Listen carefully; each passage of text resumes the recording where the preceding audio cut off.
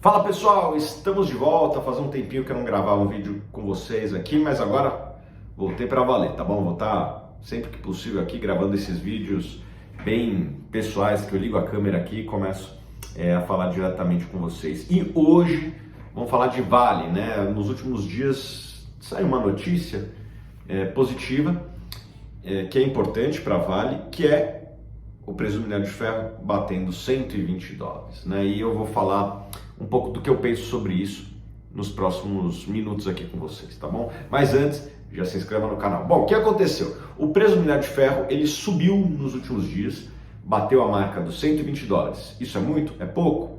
Bom, é muito em relação ao preço que estava em maio. Em maio chegou a bater $98. Mas será que é muito, analisando uma janela maior? Quando a gente analisa os últimos 10 anos, a gente teve uma mínima de 40 e poucos dólares lá no começo de 2016 e tivemos uma máxima de $220 lá em 2021, um pouco mais até de $220. A média dos últimos 10 anos é por volta de $120. Então, não é que o minério de ferro está subindo de maneira expressiva. Ele simplesmente voltou para a média, está um pouquinho abaixo da média e voltou para a média. Por que eu analiso muito a média histórica? É assim que eu gosto de analisar uma empresa de commodity, como é a Vale, como é a Petrobras, como é as siderúrgicas, etc. Por que eu gosto muito de analisar a média histórica, eu uso os últimos 10 anos para fazer isso? Porque quando o preço está muito baixo, o produtor ele tem um incentivo a não investir e alguns começam a operar no prejuízo, os menos competitivos, e com isso eles fecham produção. Então, eu citei lá no começo do vídeo que em 2016 o preço do minério de ferro bateu $40. Várias operações pelo mundo, operações pouco competitivas, fecharam, encerraram suas operações, e com isso, tudo mais constante, se a demanda se mantém constante e sai a oferta do mercado, o que acontece? O preço tende a subir, Porque se a demanda se mantém constante e sai a oferta, tem menos pressão vendedora e com isso o preço sobe. O inverso acontece quando o preço está alto. Quando o preço sobe muito, como foi nos anos 2000, cria-se incentivos a aumento de produção. Provavelmente vocês vão lembrar do Ike Batista aqui no Brasil, o preço do minério subiu tanto que ele resolveu buscar investidores e criar a MMX lá atrás, que não tem nada a ver com a OGX, não tem a ver com os outros X. Foi até um caso, de certa forma, bem sucedido para o acionista. Eles venderam para a Anglo American, não foi um bom negócio para quem comprou, mas para quem comprou ações da OGX, da MMX, foi um bom negócio, porque ele vendeu aquele negócio. Bom, é isso que acontece quando o preço do minério está muito alto. Novos players começam a surgir, O Ike Batista criou essa empresa, outras empresas foram criadas pelo mundo, a própria CSN começou a investir em mineração, coisa que não era o core dela. Hoje existe inclusive uma empresa listada, CSN Mineração. Quando o minério sobe, existe estímulos a novos players entrarem. E eu gosto muito de olhar a média dos últimos 10 anos, porque provavelmente em 10 anos você tem ciclos de alta, ciclos de baixa. E o preço do minério de ferro médio desses últimos 10 anos foi mais ou menos $120. E qual o impacto disso na Vale? Se a gente for ver, o ano passado, o ano de 2022, o preço do minério de ferro praticado pela Vale foi muito próximo desses $120. E naquele ano, ela produziu um resultado ali de mais ou menos 120 bilhões de reais de EBITDA, e um lucro de 90 e poucos bilhões de reais. Bom, é um EBITDA bastante expressivo, é uma geração de caixa bastante expressiva, e eu gosto muito de comparar esta geração de caixa com o preço médio, a geração de caixa baseada no preço médio da commodity com o preço da ação. E a gente vai ver que se esse cenário se perpetuar, a tendência é que a Vale gere bastante caixa e com isso ela possa pagar dividendos e continuar o seu programa de recompras, que eu já vou falar um pouquinho a seguir. O resultado da empresa com o minério de ferro a $120 tende a ser muito bom e melhor do que o que foi no primeiro semestre deste ano. No primeiro semestre desse ano a gente teve um preço de minério um pouco menor e a Vale teve alguns probleminhas operacionais e o que fez com que ela não conseguisse produzir o volume que ela tem capacidade de produzir e vender também, né? Aparentemente esses problemas eles foram endereçados, né? A tendência é que a produção e sobretudo as vendas do segundo semestre desse ano sejam maiores, né? Com volumes maiores, e volume maior com preço maior, como a gente está vendo o preço do minério de ferro subindo, a tendência é o quê? É que o lucro seja muito bom, seja positivo, né? A geração de caixa seja bastante positiva. Então, por isso que essa notícia do preço do minério de ferro é muito boa. A tendência é que a Vale entregue ao mercado uma quantidade boa de minério de ferro, né? Tenha volumes maiores do que o primeiro semestre desse ano e preços melhores. Então, volume maior, preço melhor, mais lucro.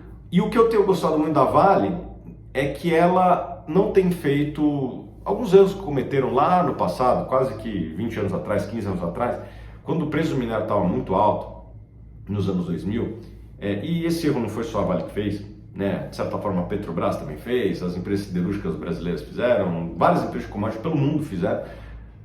Elas ganharam muito dinheiro, mas entraram em projetos não tão bons. Foram fazer, no caso da Vale, mineração na África, pagaram caro numa aquisição lá atrás na Inco, né? Quando jorra muito dinheiro, às vezes é tentador fazer besteira. E eu não tenho visto a Vale cometer esse erro, inclusive não tenho visto outras empresas de commodity fazerem isso, com poucas exceções, né? As commodities se recuperaram nos últimos anos, estão subindo, e o que eu tenho visto é uma alocação de capital muito eficiente, né? Elas não estão fazendo esses erros que cometeram 15 anos atrás e têm feito o quê? Retornado capital para os seus acionistas na forma de dividendos. Provavelmente vocês que são acionistas da Vale têm recebido dividendos bons nos últimos anos, mas também o dividendo silencioso, né? Que é a recompra de ações. Nos últimos 2 anos, a Vale, entre recompras que já foram realizadas e recompras anunciadas, vai tirar do mercado mais ou menos 20% das ações, né? Então, a sua participação na empresa aumenta. Se você não vendeu nenhuma ação, você teve a sua participação aumentada, né? Então, vamos supor que a Vale tivesse 100 ações. Na hora que ela tira 20% do mercado, sobram 80 ações. Vamos supor que você tinha uma ação. Você tinha uma de 100, agora você tem uma de 80. Sua participação aumentou. A tendência é que, se o lucro for o mesmo dos anos anteriores nos próximos, o dividendo seu aumente. Por quê? Porque vai dividir esse dividendo, ou os lucros, com uma base menor de ações, né? E uma coisa muito interessante que tem acontecido no mundo é que me parece que muitos investidores, não só no Brasil como no mundo, têm meio que abandonado esses setores tradicionais, bancos, empresas de telefonia, mineração, petrolíferas, siderúrgicas, produtoras de automóveis, né, fabricantes de automóveis, e essas ações estão muito baratas. As empresas que estão gerando caixa têm feito programas de recompra muito relevantes. Aqui no Brasil tem um exemplo da Vale, tem um exemplo da BB Seguridade, que abriu um programa de recompras ambicioso recentemente. Lá fora tem um exemplo da ArcelorMittal, que é uma das maiores siderúrgicas do mundo, né? Inclusive um dos maiores clientes da Vale.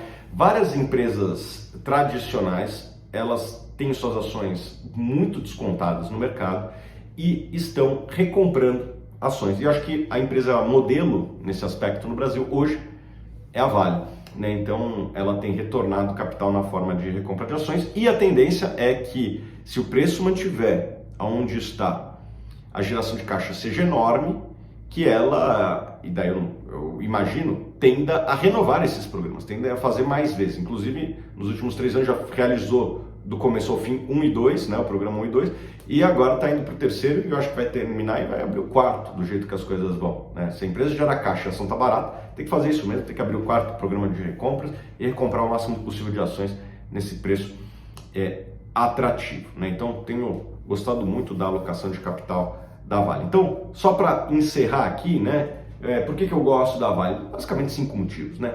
É uma empresa ultra competitiva, né? Assim, você vê os resultados, as margens da Vale estão entre os melhores da indústria, junto com a BHP Billiton, que é outra mineradora de fora, bastante competitiva, opera mais na Austrália, né?